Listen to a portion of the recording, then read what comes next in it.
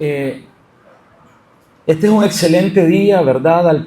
Al cual nosotros hemos sido convocados como hijos de Dios. El día del Señor es un día maravilloso donde Dios nos llama con un propósito.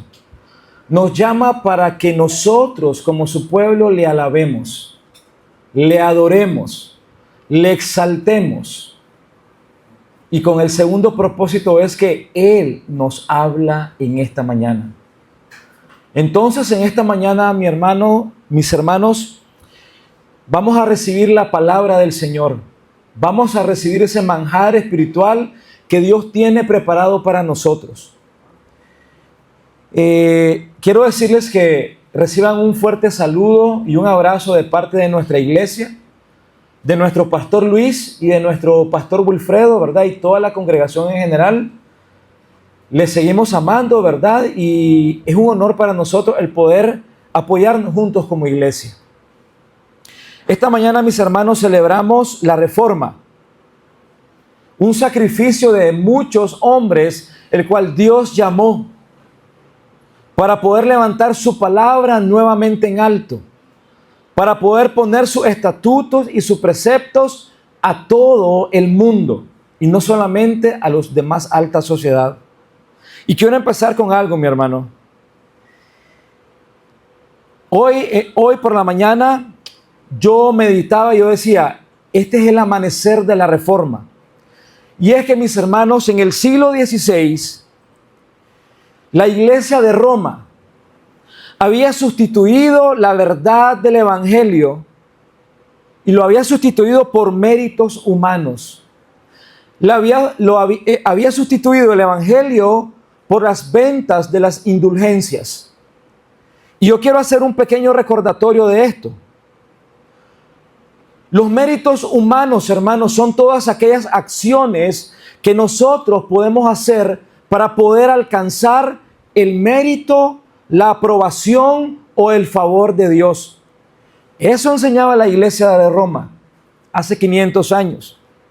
Pero las Escrituras nos enseñan algo diferente. Las Escrituras, en el capítulo que mi hermano leyó hace poquito, y es el que vamos a estudiar, Efesios 2, del 8 al 10, nos enseñan, nos afirman que no es por obras que podemos alcanzar esa aprobación, ese favor de Dios, para que nadie pueda gloriarse en esa maravillosa tarea.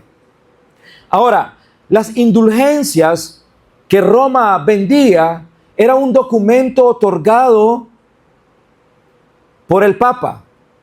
Y este documento decía lo siguiente.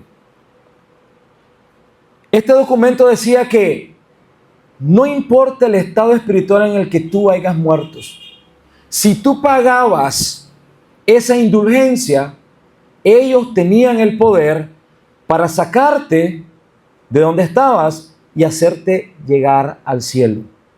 Para sacarte del purgatorio y hacerte llegar al cielo. Pero las Escrituras no nos dicen nada de eso, tampoco. Miren lo que dice en Hebreos 9:27. Hebreos 9:27 nos dice lo siguiente. Y está establecido para los hombres que mueran una sola vez. Y después de esto, que mueren, viene el juicio. Por tanto, mis hermanos, la iglesia de Roma y el Papa León X estaban corrompiendo el evangelio. Ellos autorizaron las ventas de estas indulgencias con un motivo.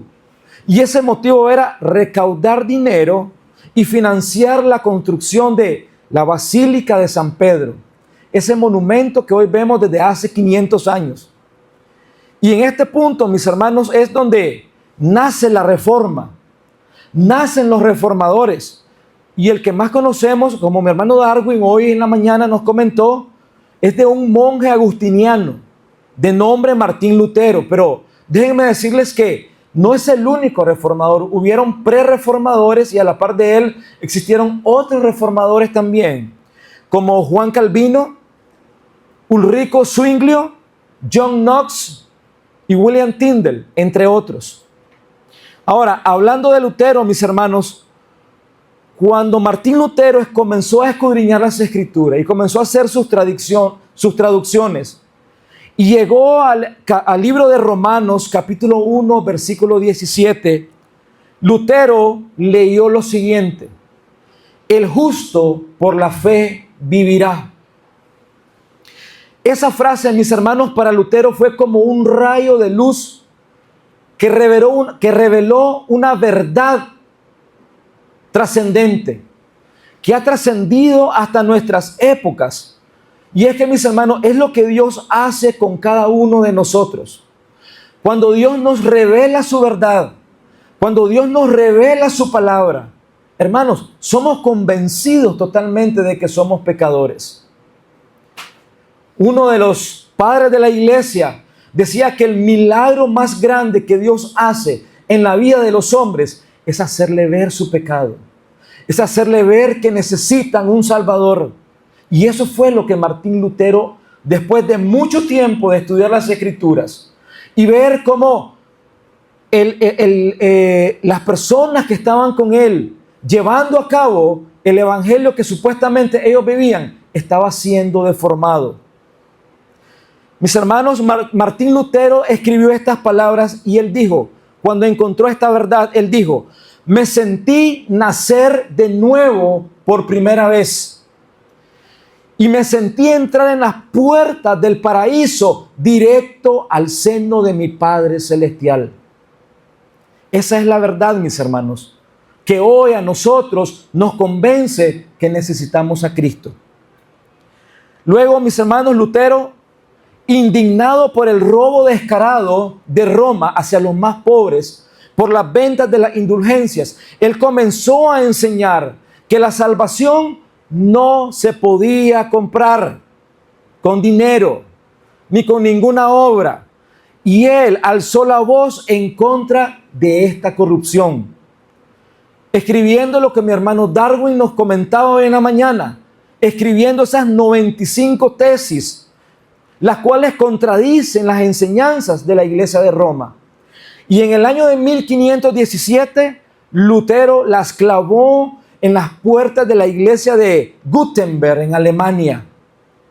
Mis hermanos, con esto Lutero no pretendía dividir la iglesia, sino lo que Lutero quería hacer era transformarla, regresarla a las escrituras que por tanto tiempo habían pasado escondidas por tradiciones y por el clero.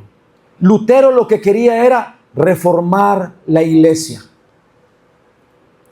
El mensaje de Lutero era único: la salvación es solo por fe. La salvación es solamente por gracia, mis hermanos. El hombre es justificado por solo la fe, por la fe sola, sin las obras de la ley y sin ninguna acción humana. Y esta verdad no solamente cambió la historia de la iglesia hace 500 años. Mis hermanos, debe de seguir siendo hoy el centro del evangelio. Debe de seguir transformándonos, debe de seguir cambiándonos, cambiando nuestro ser interior, cambiando nuestros pensamientos, cambiando nuestras familias, cambiando nuestras iglesias, para que podamos llevar el verdadero evangelio a los necesitados. Y nosotros someternos diariamente a esa verdad infalible, a esa verdad incorruptible que es la palabra del Señor. Esta mañana Dios tiene un propósito. Dios quiere recordarte. Dios quiere recordarme, a mí y a ti, que somos justificados solamente por la gracia, que somos justificados solamente a través de la fe en Cristo Jesús y no en tus obras. Hermano, no importa lo que tú hagas. Tú puedes donar tu dinero, tú puedes regalar tu carro a los más pobres. Hermano, no importa lo que tú puedas hacer. Miren lo que Buda hizo. Buda despreció su palacio de su padre por encontrar la verdad y no encontró la verdad. Él se hizo el más pobre para encontrar la iluminación, pero no encontró el camino. Él no encontró la verdad. Él no encontró la vida. Y Él no está en Cristo Jesús. Nosotros que estamos presentes en este lugar, Dios nos ha llamado para que entendamos su verdad, para que entendamos su propósito. Y esto es salvación por gracia, por fe, sin ninguna obra que tú puedas hacer. Así que, mis hermanos, les voy a pedir que abramos nuestras Biblias, por favor, y leamos capítulo nuevamente, Efesios 2, del 8 al 10. Les voy a pedir disculpas, mis hermanos, se me pasó por alto que usan una versión diferente, pero permítanme leerlo, por favor. Permítanme leerlo. Dice la palabra del Señor: porque por gracia sois salvos. La nueva versión, la Reina Valera 1990, dice: porque por gracia sois salvos, por medio de la fe. Y esto no de vosotros, pues es un don de Dios, no por obras, para que nadie se gloríe. Y el 10 dice: porque somos hechura suya, creados en Cristo Jesús para buenas obras, las cuales Dios preparó de antemano para que nosotros anduviésemos en ella. Ahora, es importante, mis hermanos, que nosotros nos preguntemos: ¿qué nos enseña este pasaje? ¿Cómo podemos fusionar este pasaje con la reforma? ¿Qué es lo que Dios nos quiere enseñar? Mis hermanos, el texto que acabamos de leer nos muestra dos aspectos centrales de la salvación del Señor. ¿Cómo es que Dios nos salva a nosotros? Y el primer aspecto es el siguiente: Dios nos salvó por gracia, a través de la fe en su Hijo Jesucristo. Lo que Martín Lutero descubrió, lo que el Señor le reveló, por lo que Él peleó y por lo que por ellos, todos los reformadores, hoy nosotros disfrutamos del Evangelio. Claro, todo es por la gracia del Señor, ¿verdad? Y el segundo aspecto principal de este texto es el siguiente: Dios nos salvó para que vivamos conforme a sus propósitos. Esos propósitos que Él diseñó desde la eternidad. Y esta mañana, mis hermanos, voy a exponerles estos dos aspectos para que juntos comprendamos que la vida cristiana no se basa en lo que podemos hacer. Mi hermano, la vida cristiana no se basa en lo que tú puedes hacer para ganar el favor de Dios, sino que ese favor se origina en lo que Dios ya hizo en su Hijo Jesucristo, por ti y por mí. Y cómo a través de ese sacrificio nosotros somos llamados para vivir en piedad, para vivir en gratitud, para vivir en obediencia, y que nuestras vidas, mis hermanos, sean una doxología viva para el Señor. Acompáñame en oración, por favor. Señor, en esta mañana queremos darte gracias, Padre. Queremos darte gracias, Señor, porque nos has permitido tener el privilegio de estar aquí, Señor, en tu casa. Nos has llamado, Señor, para recordarnos tu palabra. Nos has llamado, Señor, para enseñarnos tus verdades más profundas, tus propósitos, Señor, de cómo la obra es tuya, de cómo la salvación es tuya, Señor. Y nosotros no hacemos nada para esta gloriosa y maravillosa, Señor, tarea que tú has hecho, Señor. Te ruego en esta mañana que tu Espíritu Santo abra los corazones de mis hermanos, que tu Espíritu Santo abra los corazones de ellos, Señor, y les enseñes estas verdades gloriosas, Señor, por las cuales tú nos quieres enseñar. En el nombre de Jesús, Señor. Amén. Mis hermanos, es importante que nosotros podamos entender lo siguiente. ¿Qué fue lo que llevó al apóstol Pablo a escribir estas palabras tan profundas sobre la salvación? Mis hermanos, lo primero es que esta carta está dirigida a los cristianos. Para los cristianos de Éfeso está dirigida esta carta, donde muchos de ellos eran gentiles.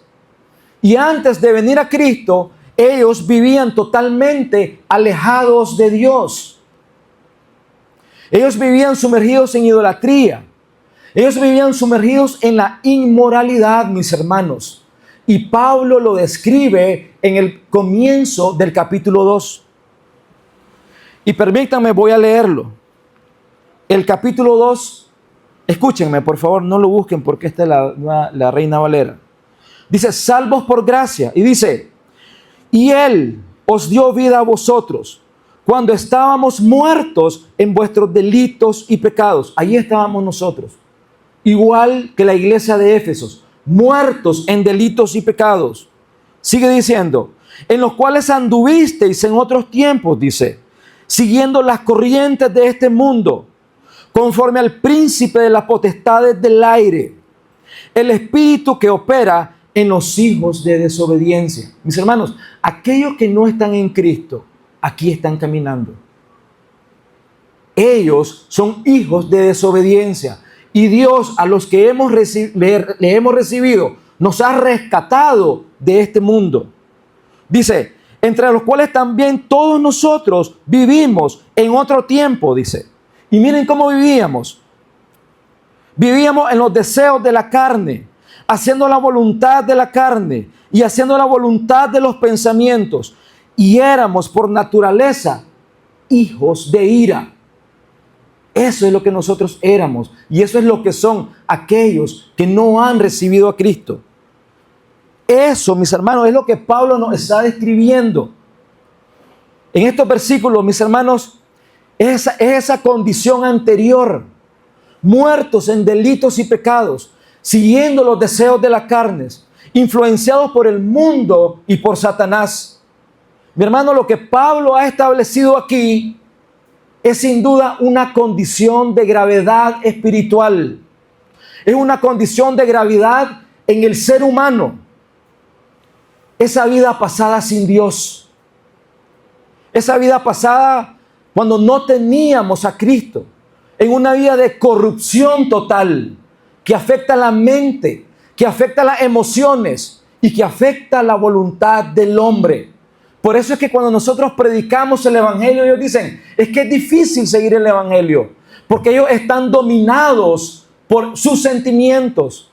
Ellos no pueden dejar de pecar, sino que hasta que Dios se les revela, como lo hizo con Lutero, y con todos nosotros, los que estamos sentados aquí, es que ellos vuelven a la vida. El pecado, mis hermanos, lo hace completamente incapaz de hacer algo por ellos mismos. Ellos no pueden venir al Señor. Pero el versículo 4, mis hermanos, nos da una palabra gloriosa. Hay una palabra que dice, pero Dios. Esta palabra, mis hermanos, está haciendo referencia a que a pesar de que la condición de muerte en lo que el hombre se encuentra, a pesar de en la condición de esclavitud espiritual, en el cual el hombre está metido. Hermano, en esa condición, Dios interviene soberanamente. Dios interviene con amor. Dios interviene con misericordia. Y a través de su Hijo Jesucristo, Él nos dio vida. Él nos resucitó. Él nos sentó en los lugares celestiales. Y todo esto, mis hermanos, es una iniciativa de Él, no de nosotros. Y de esta forma, mis hermanos, llegamos al capítulo 8 de estudio de esta mañana, donde Pablo resume la idea central. Mis hermanos, la salvación es por gracia. La salvación es por medio de la fe. Y no es el resultado de obras humanas. No es un logro, como leyó mi hermano hoy. Mi hermano, es un regalo. Y esta verdad, mis hermanos, nos debe a nosotros de contristar el corazón y ser agradecidos con Dios.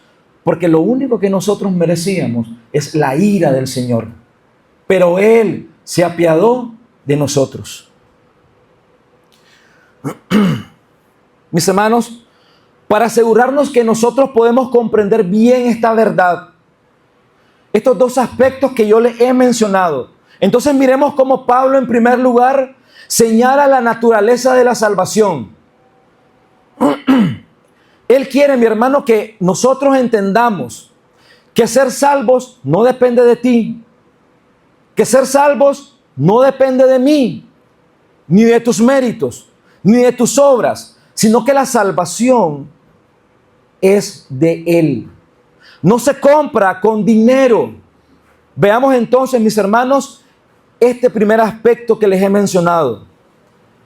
El primer aspecto dice lo siguiente: Dios nos salvó por gracia a través de la fe en su Hijo Jesucristo. Esto es lo que nos revelan los versículos 8 y 9. Los versículos 8 y 9 declaran lo siguiente. Díselo: porque por gracia sois salvos por medio de la fe. Y esto no es de vosotros, pues es un don de Dios, no por obras para que nadie se gloríe. Lo que Dios nos está diciendo aquí, mis hermanos, en estos versículos, es que la salvación no nace en nosotros, ni depende de nuestros esfuerzos, sino que la salvación es un trabajo solamente del Señor. Por eso nosotros proclamamos con fuerza que la salvación es del Señor. Y esta salvación se manifiesta en tres razones cruciales. Y esas tres razones cruciales se las vamos a explicar a continuación. La primera razón es la siguiente. Gracias. La primera razón es la siguiente. Pablo afirma que por gracia sois salvos. Mis hermanos, esta frase significa que es un regalo, es un favor inmerecido, donde no hay mérito, aquello en lo que nosotros podamos recibir. Pónganse a pensar un ratito, por favor. Si alguien viene y les da un regalo, ¿por qué es? ¿Ustedes se lo merecieron ese regalo? Cuando nosotros recibimos un regalo de alguien, es algo que es un favor que estamos recibiendo de otra persona. No es porque lo merecemos. Tal vez porque estamos de cumpleaños, pero si la gente no quiere darnos regalos, no nos da regalo. Pero si nos llevan regalo es porque nosotros estamos recibiendo eso de parte de alguien que no lo merecemos. Y ese es el regalo de parte de Dios. La gracia es un regalo, no es algo meritorio que nosotros podamos hacer. Mis hermanos, la gracia no se puede ganar. La gracia solamente se recibe. Y Él nos da vida cuando nosotros estábamos muertos.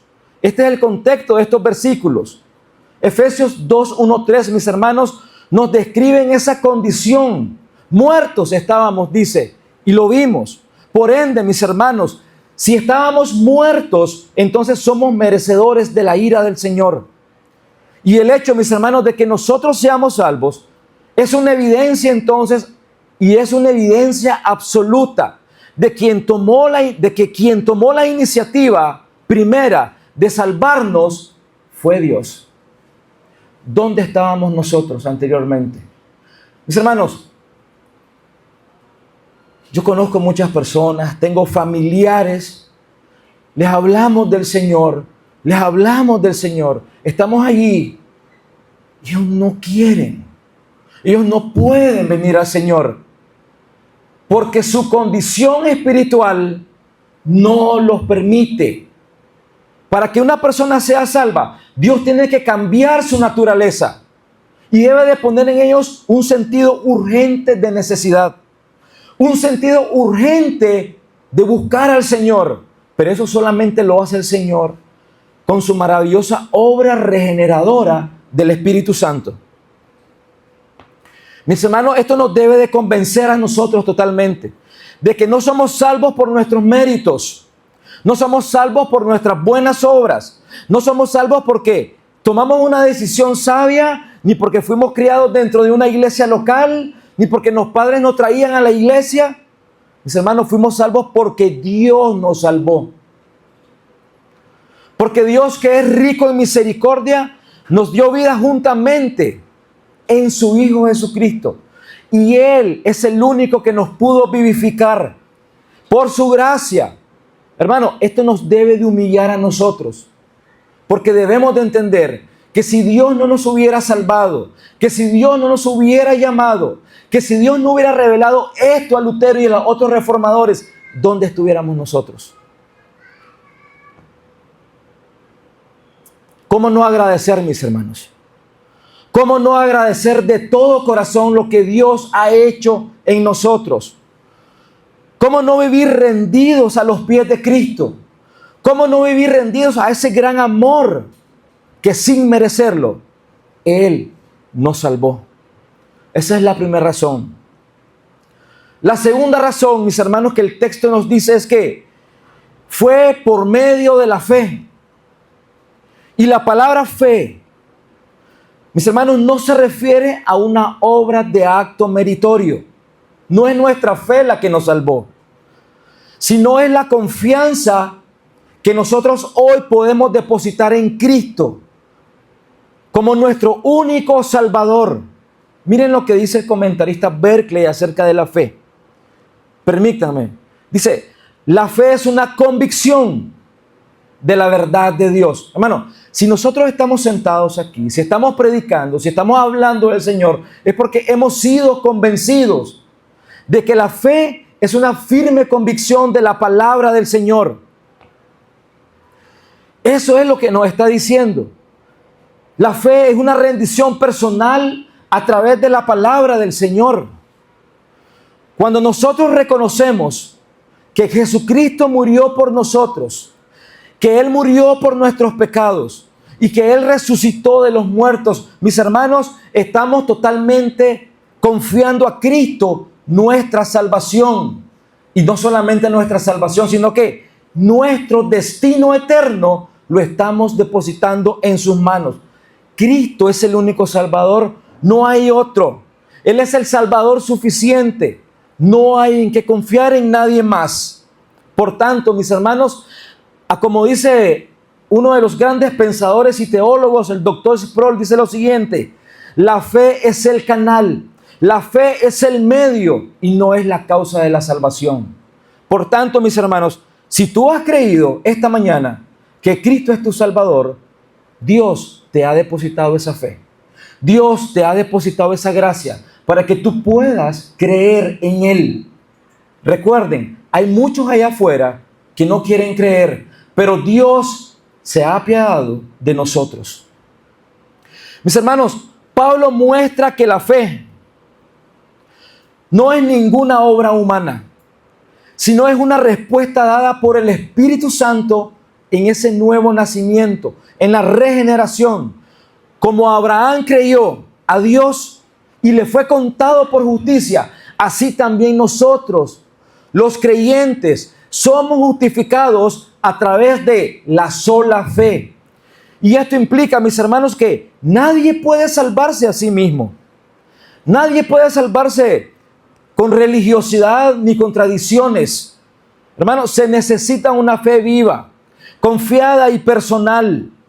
Y aquí hay algo que a mí me llama la atención. Eso de tener una fe viva, confiada y personal en el Señor Jesucristo, es porque nosotros dependemos de Él. Y el texto sigue diciendo, y esto no es de vosotros. Y la pregunta es, ¿a qué se refirió Pablo cuando dijo la palabra esto? Esto no es de vosotros. Mis hermanos, la palabra esto está haciendo una referencia directa.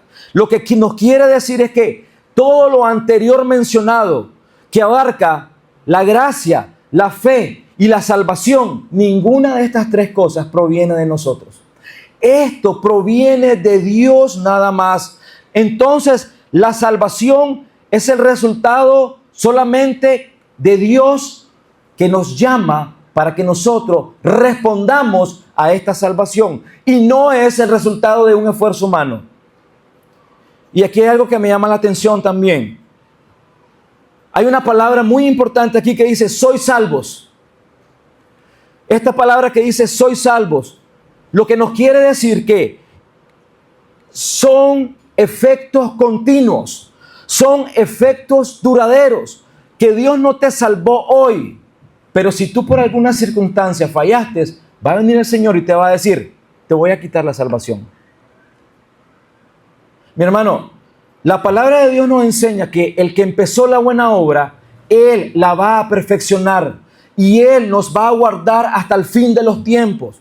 La salvación es del Señor. Y cuando nosotros creemos que si yo cometo un error, y no estoy diciendo que abramos la puerta a la gracia, mi hermano, no estoy diciendo que abramos la puerta para andar pecando. Lo que estoy diciendo es que si Dios te salvó, Él te va a perseverar hasta el fin de los tiempos, porque la salvación es de Él. Pero si nosotros decimos que nosotros podemos perder la salvación, estamos poniendo la salvación en nuestras manos. Mis hermanos, nosotros no podemos poner nada en nuestras manos. Somos pecadores, somos imperfectos. No podemos sostener este maravilloso milagro. La salvación es del Señor y Él va a perseverar a sus hijos. En otras palabras, mis hermanos, lo que significa esto que fuimos salvados, seguimos siendo salvados y seguiremos siendo salvos por la eternidad. Y aquí se destruye, mis hermanos, entonces todo intento de que el ser humano pueda tomar crédito en la salvación, en la conversión de nosotros. Mis hermanos, no fue nuestra inteligencia, no fue nuestro arrepentimiento, ni siquiera fue nuestra fe autónoma que podamos tener. Por tanto, examinémonos esta mañana y preguntémonos lo siguiente: ¿estamos confiando realmente en Cristo? ¿Estamos depositando nuestras decisiones, aun cuando sean las más pequeñas, en Cristo? Esta mañana, mis hermanos, es una buena mañana para que nosotros nos podamos hacer una autoevaluación, un autoexamen para ver si nosotros estamos confiando nuestra vida a nuestro Señor Jesucristo. Y recuerda algo: si acaso tú estás fallando en algo, si acaso yo estoy fallando en algo, Dios nos tiene abiertos los brazos de misericordia para que corramos a Él, para que vengamos a Él y digámosle: Señor, me rindo en esta mañana. Rindo mis decisiones en esta mañana a ti. Rindo mi vida, aun sean las más pequeñas, las decisiones, te las quiero rendir a ti, mi Señor. Esa debe de ser nuestro objetivo. Y finalmente, mis hermanos, la tercera razón es la siguiente. Pablo lo resume de una manera más clara. Y él dice lo siguiente: no es por obras para que nadie se gloríe. Hermano, no es por obra. Esto excluye totalmente cualquier tipo de obra humana como medio de salvación. Dios está quitando de nuestras manos el intento de poder llegar al cielo. El intento de decir: bueno, yo ofrendé tanto a la iglesia, ahora merezco la salvación. Yo hice tanto por mi hermano, ahora merezco la salvación. Mi hermano, la salvación no se gana por obras. Es más, Isaías 64:6 nos dice lo siguiente. Dice que todas nuestras obras son como trapos de inmundicia para el Señor. Así que no pongamos nuestra confianza en lo que nosotros podemos hacer, porque nada de lo que nosotros podamos hacer podemos ganar el favor de Dios. Ahora, si hemos sido salvos, entonces rindamos a Dios toda la gloria, con gozo. Mi hermano, si aún estás intentando ganarte el favor de Dios por tus propios méritos, cálmate. Cálmate. Reflexiona y entiende que nada de lo que podamos hacer podemos ganar el favor del Señor.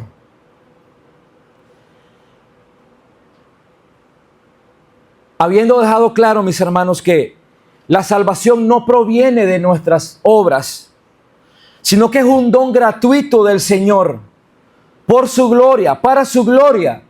Miremos entonces cuál es el motivo, el para qué Dios nos salvó. Y esto nos lleva a ese segundo aspecto principal, mis hermanos. Y el segundo aspecto principal que nos enseña estos versículos es lo siguiente: Dios nos salvó para que vivamos conforme a sus propósitos. El versículo 10 enseña lo siguiente: porque somos hechura suya, dice, creados en Cristo Jesús para buenas obras, las cuales Dios preparó de antemano para que anduviésemos en ellas. Mis hermanos, esta es las consecuencias gloriosas de la salvación. Dios nos hizo con un nuevo propósito. Pablo comienza diciendo, Dios nos está diciendo que somos hechura suya. Y esta frase, mis hermanos, nos dice que somos una obra maestra, algo fabricado con arte y creados nuevamente. Indica que fue una acción puntual hecha por Dios. Él no nos recreó, mis hermanos. Él no nos compuso. Él nos hizo nacer de nuevo. Como dice 2 Corintios 5:17, dice, si alguno está en Cristo, nueva criatura es. Por tanto, mis hermanos, si nosotros somos salvos, entonces vivamos como salvos. Ya no vivamos para nosotros, sino que vivamos para aquel que hizo nuevas todas las cosas. Luego Pablo dice que en esa nueva creación, que es para buenas obras, las cuales Dios preparó de antemano, y aquí vemos algo, mis hermanos, vemos la soberanía de Dios. Vemos, mis hermanos, cómo Dios preparó esto desde antes de la fundación del mundo. Esto nos revela un plan intencional de Dios. Él es el que orquesta todo en este mundo. Él es el que dirige la historia de cada uno de nosotros. Y quiero aclarar, mis hermanos, que las buenas obras, entonces, no son el medio para llegar a Dios, sino son el producto, son las consecuencias de que nosotros fuésemos salvos. Dios nos salvó entonces para que vivamos en estas buenas obras, pero no para que ganemos el cielo a través de las buenas obras. Mis hermanos, el cristiano debe de reflejar el carácter de Cristo en sus decisiones, en sus palabras, en sus relaciones. Por tanto, si nosotros hemos sido salvos, entonces debemos de evidenciarlo. No fuimos salvos para vivir como nosotros querramos.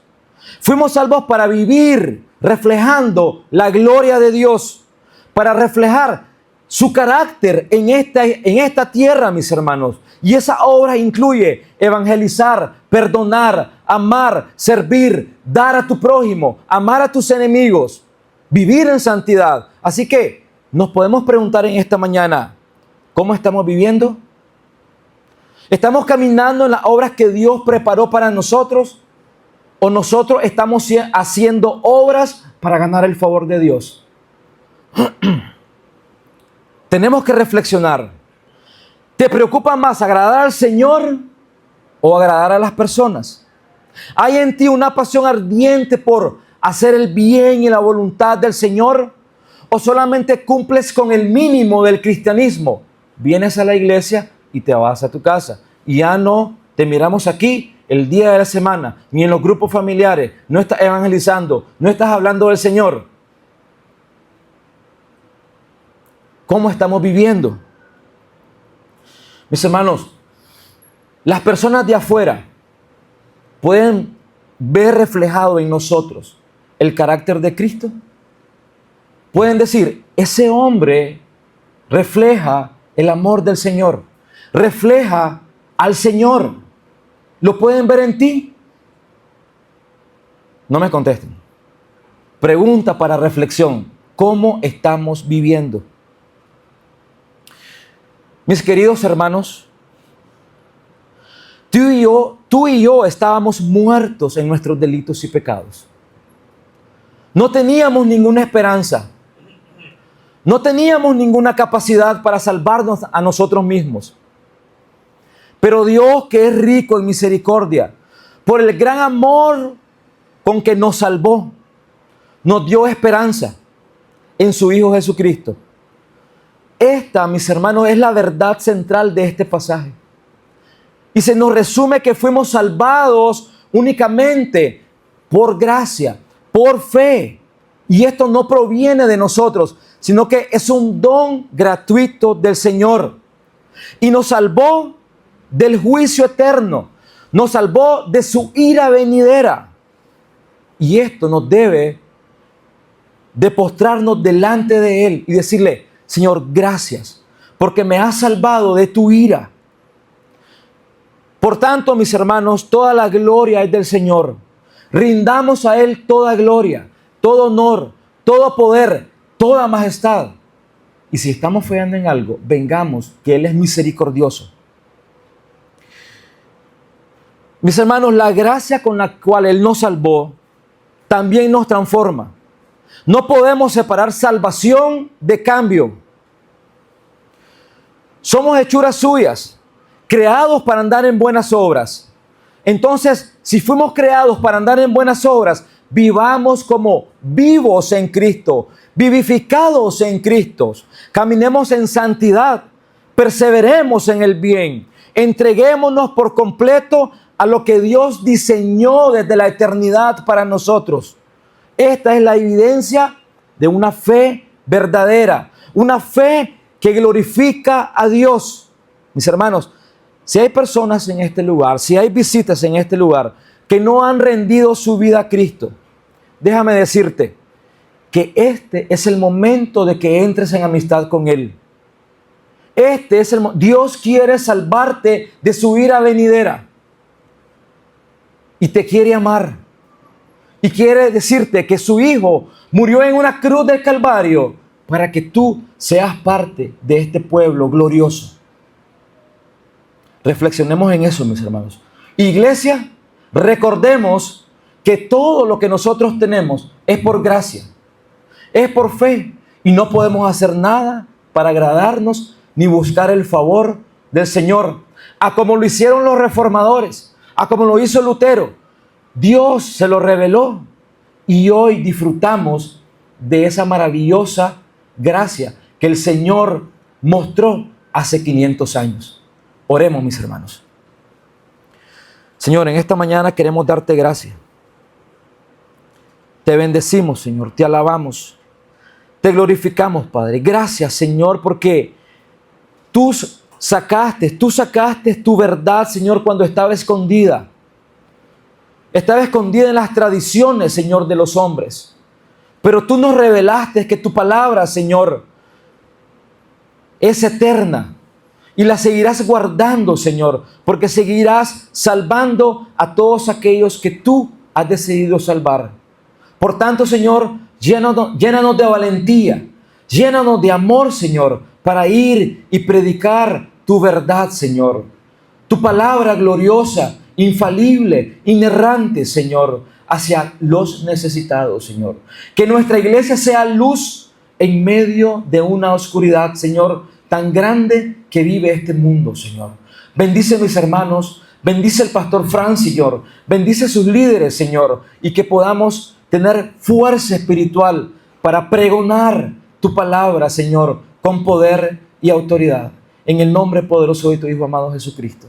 Gracias, Señor. Amén.